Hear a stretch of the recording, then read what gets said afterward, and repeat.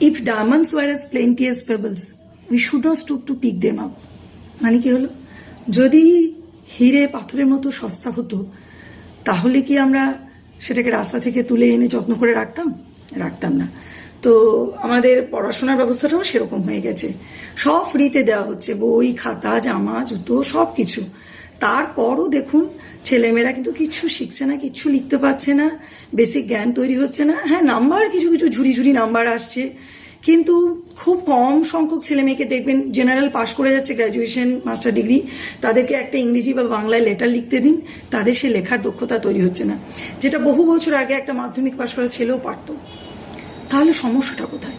আগে ধাপে ধাপে সমস্যাগুলো বলি, তার আগে অনুরোধ করছি হাত জোর করে, আমি জানি অনেকেই হয়তো ভিডিওটা 2 সেকেন্ড দেখে কি না কি বলছে স্কিপ করে যাবেন, তবু অনুরোধ করছি যে সামান্য একজন দিদিমণির জন্য জীবনের না হয় কয়েকটা মিনিট ব্যয় করুন এবং ভিডিওটা পুরো দেখুন, আর পুরোটা দেখেই মতামত দেবেন প্লিজ। প্রথমে কিছু কথা বলে নিই, দেখবেন অনেক কথা ভাসে এবং আমি শুনতে পাই রাস্তাঘাটে বহু, আগে টিচাররা খুব দরদ দিয়ে পড়াতো, খুব ভালো পড়াতো, এখন টিচাররা একদম পড়ায় না, স্কুলে কিচ্ছু হয় না, তাই ছেলেমেয়েরা কিছু শিখছে না। বিভিন্ন কারণে কেউ বলছে সরকারি স্কুলে টিচাররা নিজেদের পড়ায় না, নানা রকম ধরনের কথা বলছে, কিন্তু মূল যে সমস্যাগুলো গভীরে ভেবে, যেটা অনেকেই জানেন ব্যাপারটা, আবার অনেকে হয়তো গভীরে তলিয়ে ভেবে দেখেননি। কেন এই কথাটা বললাম? আগে সব টিচার ভালো পড়াতেন? একদমই না। আমি নিজে একজন টিচার মানে স্টুডেন্ট হিসেবে বলছি, আমিও তো একসময় স্টুডেন্ট ছিলাম, আমার মতো অনেকে স্টুডেন্ট ছিল। আমার টিচারদের অসম্মান না করেই বলছি, আমরা বিভিন্ন প্রফেশনে আছি, তাদের সঙ্গে যখন কথা হয় আমরা খুব কম 2-1জন টিচারকে মনে করতে পারি যারা ক্লাসে বিষয়বস্তুকে খুব ভালো করে বোঝাতেন, এবং একজন টিচারই পারেন সেই বিষয়ের প্রতি ছাত্রছাত্রীদের উৎসাহ আনতে গড়ে তুলতে। তার পড়ানোর উপর ডিপেন্ড করে ছাত্রছাত্রীর কিরকম পড়াবে। কেন এই কথাটা বললাম? আমি একটা উদাহরণ দিই। আমার খুব আফসোস যে আমি যখন লিটারেচার পড়েছি বাংলা ইংরেজি, তখন আমাদের চ্যাপ্টারে ছিল তখন নৈশ অভিযান। তো কই আমাদের নৈশ অভিযান পড়ানোর সময় টিচার কখনো বলেননি শরৎচন্দ্রের শ্রীকান্ত নিয়ে যে কি ইন্দ্রনাথের চরিত্রের ব্যাখ্যা, তার বিভিন্ন দিকের যে শেডগুলোকে তুলে ধরা। আমি নয় নিজে ব্যক্তিগতভাবে, আমার বাবা নয় ক্লাস 6-7 আমাকে শরৎচন্দ্র বঙ্কিমচন্দ্র আমার হাতে তুলে দিয়েছিলেন, আমি না হয় সেগুলো পড়েছিলাম, কিন্তু আমার ক্ষেত্রে লিটারেচারে বা যখন উচ্চ মাধ্যমিকও ইংরেজি পোয়েম পড়েছি বা স্টোরি পড়েছি, সেই শেলি বা শেক্সপিয়ার তাদের সম্পর্কে কতটুকু আলোচনা করেছেন, কতটুকু সেই গভীরে গেছেন, বা বিজ্ঞানের বিভিন্ন বিষয়গুলোকে নিয়ে তখন না হয় মানছি টেকনোলজি ছিল না, স্মার্ট ক্লাস স্মার্ট রুম ছিল না, কিন্তু কতটা গভীরে সেইভাবে আলোচনা করে প্রাঞ্জলভাবে তুলে ধরেছেন। খুব কম টিচার সংখ্যাটা। তাহলে এখন সব টিচার ভালো পড়াচ্ছেন না? এখনও নয়, কিন্তু এখন 70 থেকে 80% নিজে আমার স্কুল দিয়ে আমি যেহেতু বলতে পারি। আবার অনেকে আছে উদাসীন দায় সারাভাবে পড়ান না ভালো করে, কিন্তু বহু টিচার কিন্তু ভালো করে যত্ন করে পড়াচ্ছেন। তখনও ছিল কিছু টিচারের মধ্যে দরদ ছিল, এখনও আছে, তবু তখন হয়েছে এখন হচ্ছে না কেন? কারণ তখন যেটা ছিল, এই ব্যাঙের ছাতার মতো এত বেসরকারি স্কুল ছিল না, তখন একটাই উপায় ছিল না সরকারি স্কুল, সবাই ওই একই জায়গায় পড়তো, একটাই ডিসিপ্লিন, একটাই সিস্টেম ছিল, একটাই বই ছিল, এক ধরনের বই ছিল, সিলেবাস ছিল, সে সিস্টেমের মধ্যে পড়তে বাধ্য ছিলাম আমরা যে উচ্চ মাধ্যমিক দিয়েছি বা মাধ্যমিক দিচ্ছি, এত বড় বই, খুব কষ্ট হয়েছে 10টা থেকে 4টে পর্যন্ত অত বইয়ের সিলেবাস, অতটা পরীক্ষা দেওয়া, মোটেই সেটা সায়েন্টিফিক বইগুলো ছিল না, কিন্তু সিস্টেমটা ঠিক ছিল। আমাদের সময় যারা পড়াশোনা করতো না তারা জানতো যে 272টা পেতে হবে, লাল কালি 2টো পড়লে আমি ফেল করে যাব, এবং ওরালে ওই 10-এ 10টা দেওয়া হতো না। তখন ওই ভাবতো যে সঠিক, আমি ফার্স্ট গার্ল ছিলাম তবু আমাকে, কিন্তু তখন আমাকে সবকটার পুরো বইটা থেকে অ্যান্সার দিতে হতো, তবে নাম্বার পেতাম। এটা আমাদের সবার ক্ষেত্রে প্রযোজ্য ছিল, সিস্টেমটা ছিল। এবার এখন যদি পরিকাঠামো না দিয়ে হঠাৎ করে পাশ ফেলটা শুধু চালু করে দিই, তাহলে কি মূল সমস্যাটা শুধু পাশ ফেলে? না, শুধু পাশ ফেল চালু করলেই হবে না। প্রাইমারি কথা তো বলেছি, আগে প্রাইমারিকে ঠিক করতে হবে, তাহলে হাই স্কুলের ক্ষেত্রে কি কি করতে হবে? সমস্যা তো প্রচুর, ভিডিওটা অনেক বড় হয়ে যাবে আমি জানি, ধৈর্যচ্যুতি ঘটবে আপনাদের। আমি শুধু বারবার বলছি, আমি শুধু ছুঁয়ে যাচ্ছি। আরও বড় বড় মাথারা রয়েছেন, বড় বড় যারা শিক্ষা দপ্তরে রয়েছেন সচিব, তারা আরও অনেক ভালো জানেন বিষয়টা। আমি শুধু কয়েকটা পয়েন্ট ছুঁয়ে যাচ্ছি, শুধু দোষারোপ করে এখানে হয় না, এটা হয় না। আমাদের যেটা হয়েছে এখন দেখবেন, আমার সঙ্গে অনেকেই সহমত পোষণ করবেন, 9, 10, 11, 12 ছেলেমেয়েরা একদমই স্কুল যায় না, তাদের কোথাও টিউশন, তাদের টিউশন টাইম দেখলে অবাক হয়ে যাবেন, 3টের সময়, কারোর 10টার সময় আসে না, কি না টিউশন টাইম আছে, টিউশন টিচাররা ওই টাইমেই টিউশন রাখছেন, এবং তারা বলছে, এবং তাদেরকে জোর দিয়ে বলতে পারছে না তারা গ্রামে টিউশন পাচ্ছে না, তারা যাচ্ছে 2টো ক্লাসের জন্য, তারা কিন্তু 7টা পিরিয়ড মিস করছে। এবং ধরতে পারছে না। এবং ভালো লাগলো ক্লাসে সেদিন একটা ছাত্রকে তখন জিজ্ঞেস করলাম কি আমার ক্লাসটার ভ্যালু আছে, তো ভৌতিক যেটা আমি 6 দিনে পড়াচ্ছি সেটা কি করে সম্ভব 2 দিনে তাকে করে দেওয়া বা 5 মিনিটে, যেটা আমি 30 মিনিট ধরে একটা ক্লাসে বোঝাচ্ছি সেটা কি 5 মিনিটে সেইভাবে বোঝানোটা সম্ভব নয়। সেটা তারাও বুঝছে, তবু তারা সেই স্কুলমুখী আসছে না, স্কুল আসছে না। বেশ স্কুল এলো, তারপরও কি হচ্ছে, স্কুলে ক্লাসে পড়া বোঝানোর পর ক্লাসে পড়াটা করে দিচ্ছে, তারপর পরীক্ষার খাতায় কিছু লিখতে পারছে না। একটা উদাহরণ দিই আপনাদেরকে সহজভাবে। একবার 6-এ এরকম আমি অঙ্ক নিয়েছিলাম, তো সবাইকে ক্লাসে 3-4 বার 5 দিন ধরে আমি দেখেছি সার্কেল আঁকিয়েছি, বৃত্ত আঁকিয়েছি, তারা এঁকে দিল, ক্লাসে করলো। পরীক্ষার খাতা ওই কোশ্চেনটা দেওয়ার পর কিন্তু 2-4 জন ছাড়া কেউ পারলো না, শূন্য, অথচ ক্লাসে করলো। তার মানে তারা চর্চা করেনি বাড়িতে, সেটা গড়ে ওঠেনি। তাহলে এটা একদিনে হবে না। আমরাও যখন খুব ছোট ছিলাম দেখবেন 5 থেকে 9-10 পর্যন্ত আমাদের সেই সরকারি স্কুলগুলোতে 5 জন করে একটা বেঞ্চে বসতে হতো। এখনও সেটা দেখবেন হয় প্রায় স্কুলে। এখন তো ছেলে মেয়ে কম আছে, কিন্তু বসতে হয়। খুবই অসুবিধাদায়ক, না যায় ঠিক করে লেখা। 5-এর ছেলেমেয়েরা তো হাইটে লাগালই পায় না। তাহলে প্রথমে যেটা করতে হবে, স্কুলের রুমগুলোকে একদম ঠিকঠাক করতে হবে গ্যালারি প্যাটার্নে। গ্যালারি প্যাটার্ন মানে একদম পিছন থেকে উঁচু করতে হবে, পিছনের দিকটাকে, মেঝেটাকে উঁচু করতে হবে, যাতে পিছনের বেঞ্চ থেকে একদম ব্ল্যাকবোর্ড ভালো সুন্দর করে দেখা যায় গ্যালারি সিস্টেমের মতো। এবং প্রত্যেকে নিজস্ব ডেস্ক থাকতে হবে। আর স্মার্ট ক্লাসরুম চাই। স্মার্ট ক্লাসরুম বলতে প্রত্যেকটা রুমে প্রজেক্টর মাস্ট। আমরা টেকনোলজির সুবিধা নেব না কেন? তখন ছিল না, কিন্তু এখন যখন হয়েছে আমরা টেকনোলজির সুবিধা নেব না কেন? অর্থাৎ আমি চাইছি পরিকাঠামো হবে ভালো ভালো বেসরকারি বা সেন্ট্রাল স্কুলের মতো পরিকাঠামো, না সরকারি উদাসীন্য পুরোপুরি থাকবে, আবার না ওই বেসরকারি স্কুলের মতো ওই যান্ত্রিক ব্যাপারটা পুরোপুরি হবে। দুটোর একটা মেলবন্ধন চাইছি আমি, যাতে ছেলেমেয়েরা, সমস্ত ঘরের ছেলেমেয়েরা সব সুবিধাটুকুও পাবে, কিন্তু সুবিধার সঙ্গে সঙ্গে কিন্তু ডিসিপ্লিনটাও থাকতে হবে। আমি সুবিধা দিচ্ছি মানে এই নয় তোমার কাছেও আদায় করে নেবো স্টুডেন্টের কাছ থেকে। তারা সবটা যেন বুঝতে পারে, তাদের নিজস্ব ডেস্ক থেকে দেখতে পারে। তাহলে সমস্যাটা কোথায় আছে? এত সহজলভ্য করে দিলে হবে না। প্রথমে ডিসিপ্লিনটাকে আনতে হবে এবং খুব কঠোরভাবেই প্রয়োগ করতে হবে। শাসন আর ভালোবাসা, এই দুটোর ব্যালেন্স চাই।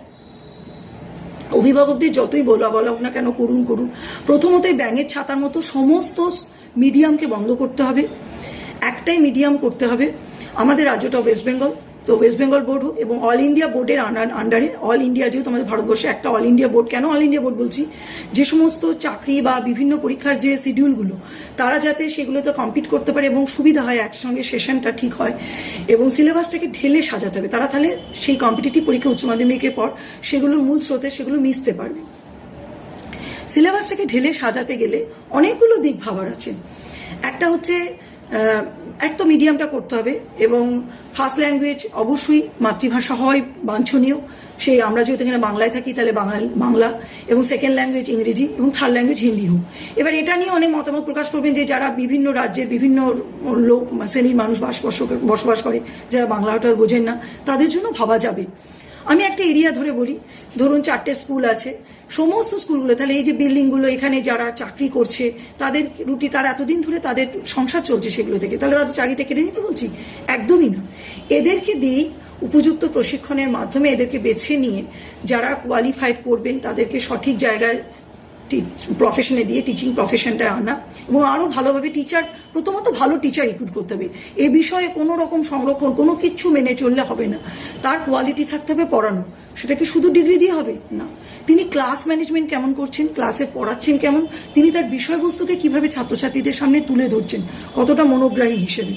আর এই বইগুলোকে একদম ডাস্টবিনে ছুঁড়ে ফেলে দিতে হবে, একদম যাচ্ছে তাই। কেন এই কথাটা বলছি? আমি শুধু বিজ্ঞান দিয়ে বলি।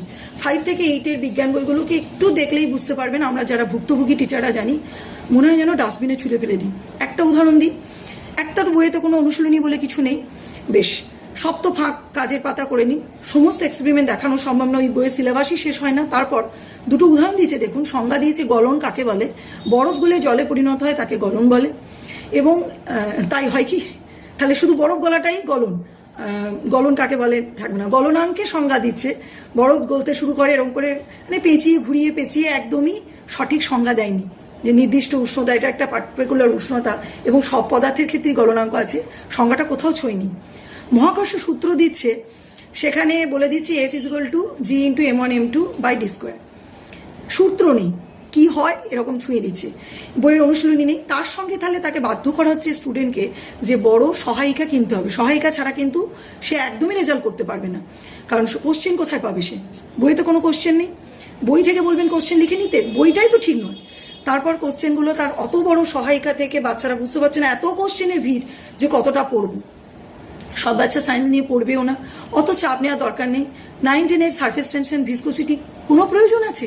এত হাই থিওরি লেভেলে তারা তো সায়েন্স নিয়ে পড়বে না, তাদের তো দরকার নেই।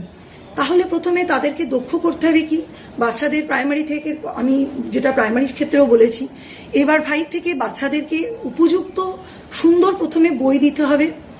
সমস্ত স্কুলগুলোকে এক জায়গায় আনতে হবে ঠিক করে। এবং কেন আমি এক জায়গায় একরকম স্কুল বলছি, একরকম স্কুল হলে গার্জিয়ানরা বাধ্য হবে সেই স্কুলগুলোয় ভর্তি করতে, ও বুঝিয়ে কোনো কিছু হবে না। আর যদি না পড়ে, এবার অ্যাটেন্ডেন্সের ক্ষেত্রে বলেছিলাম 75% অ্যাটেন্ডেন্স করতে হবে। যদি অ্যাটেন্ডেন্স না থাকে তাহলে তাদের সমস্ত রকম সরকারি সুবিধা থেকে গার্জিয়ানদের বঞ্চিত করতে হবে।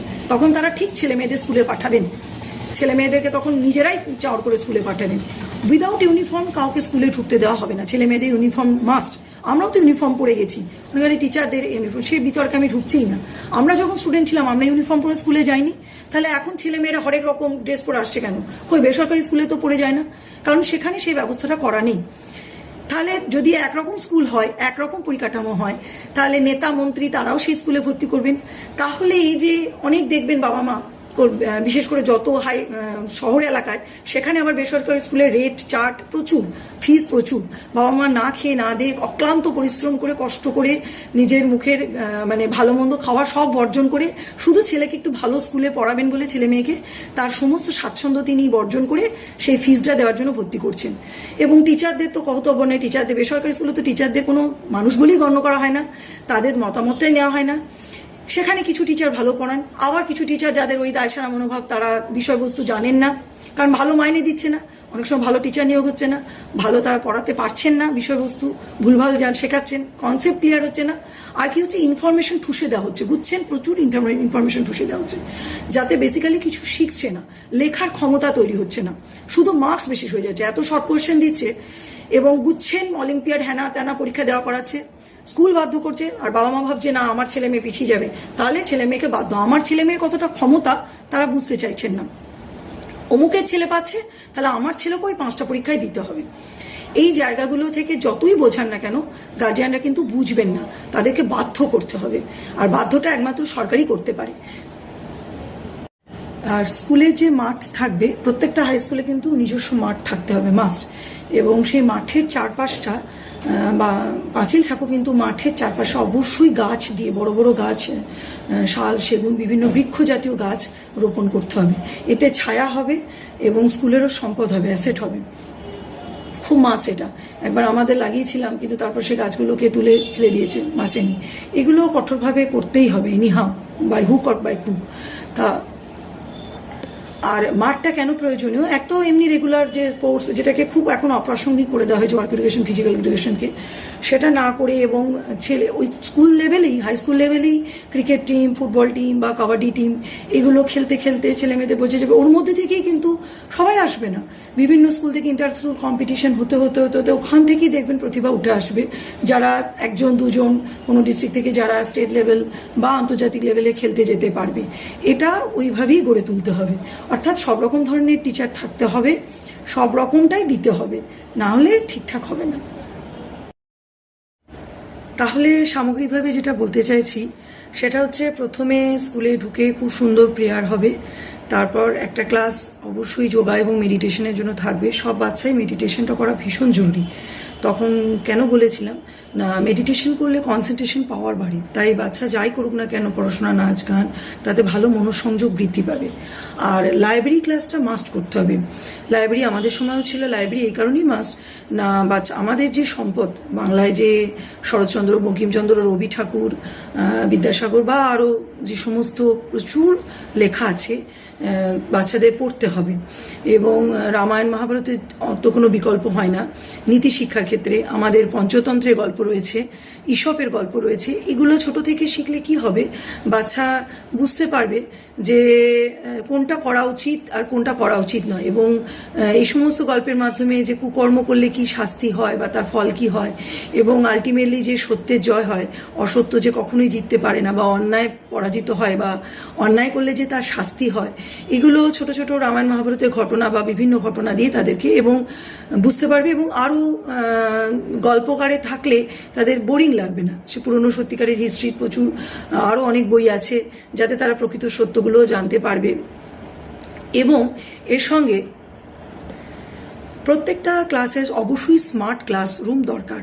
স্মার্ট ক্লাসরুম এই কারণেই দরকার যে প্রজেক্ট সমস্ত কিছু দেখানো সবসময় সম্ভব হয় না। ম্যাপ নিয়ে গিয়েও বিমূর্ত ধারণা বা করতে বাচ্চাদের পক্ষে মুশকিল হয়ে যায়। সে আমি যদি ভূগোলের কোনো কিছু পড়াচ্ছি, ধরুন সোলার সিস্টেম, সে যদি পুরোটা ভিডিও আকারে দেখতে পায় যে হ্যাঁ সত্যি সূর্য কতটা বড়, সে তুলনায় পৃথিবী কতটা ছোট, বা বিজ্ঞানের কোনো পরীক্ষা, যে পরীক্ষাগুলো অনেক সময় বলা হয় যে রেখে দিয়ে দেখান, তো সেই পরীক্ষাগুলো করার সময় যে ল্যাবে ক্লাসই যদি পরীক্ষাটাই করতে করতে অ্যাপারেচার আনতে দেখাতে বা অত স্টুডেন্টকে ল্যাবে নিয়ে যেতে গিয়ে যে সময়টা চলে যায়, ব্যয় হয়ে যায়, তাতে ক্লাসটা শেষ করা মুশকিল হয়ে যায় সবসময়। তাই বিশেষ করে 9-10 পর্যন্ত সব কিছু দেখানো খুব মুশকিল। তো সেগুলো যদি খুব সহজে প্রজেক্টরের মাধ্যমে কানেকশনগুলো, সুইচিংগুলো সবটা দেখানো যায়, তাহলে খুবই ভালো হয়। সেটা করা দরকার আছে স্মার্ট ক্লাসরুমে। সে যে সাবজেক্টই হোক না কেন, প্রজেক্টরে ফেলে যে জিনিসটাকে যদি আমরা বোঝাতে পারি।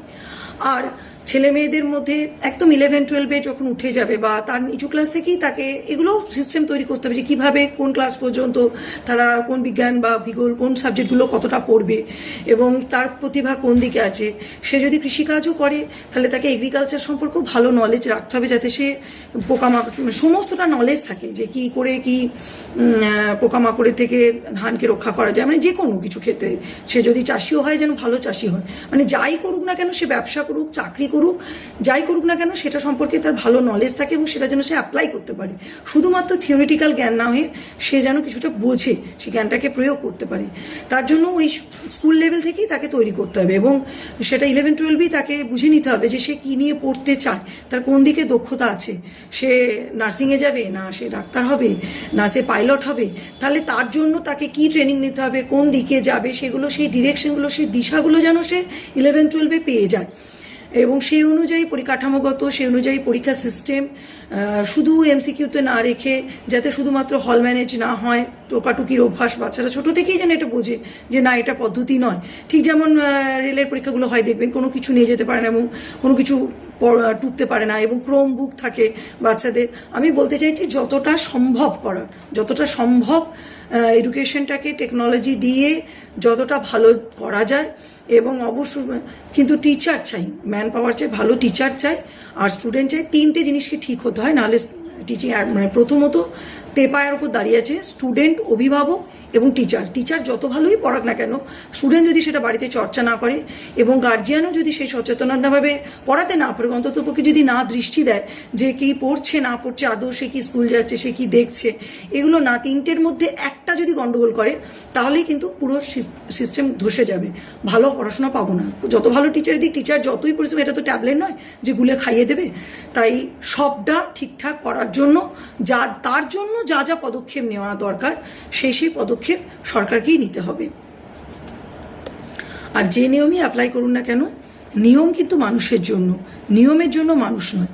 তাই আমি বায়োমেট্রিকের কথাও বলেছি, স্টুডেন্টদেরকেও বায়োমেট্রিক এই কারণে করতে হবে যাতে কোনো রকমভাবে গার্জিয়ানরা এসে প্রেশার ক্রিয়েট না করতে পারেন যে কামাই করলে আপনি কেন টিচারদের আপনাদের কি দেওয়া হচ্ছে, আপনারা প্রেজেন্ট করে দিন না, এই কথাটা যেন না বলতে পারে।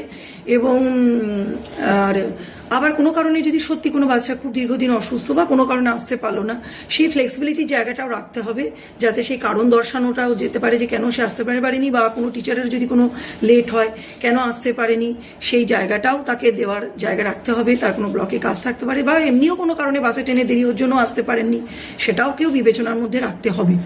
অর্থাৎ সবটাই থাকবে, নিয়মও থাকবে, ডিসিপ্লিনটাকে অ্যাপ্লাই করতে হবে, তারই মধ্যে মানে পরিবেশটা যেন কখনোই দমবন্ধ করা পরিবেশ না হয়, ডিসিপ্লিন থাকবে, ডিসিপ্লিনটাকে মানতে বাধ্য করতে হবে, সব কিছুই থাকবে, অথচ তার মধ্যে যেন খুব সুন্দর একটা ভবিষ্যৎ প্রজন্ম বেরিয়ে আসে, যারা ভালো মানুষ হিসেবে গড়ে উঠবে এবং ভালো যে প্রফেশনেই যাক না কেন তারা সেই প্রফেশনে তাদের নিজেদের সেরাটা যেন দিতে পারে।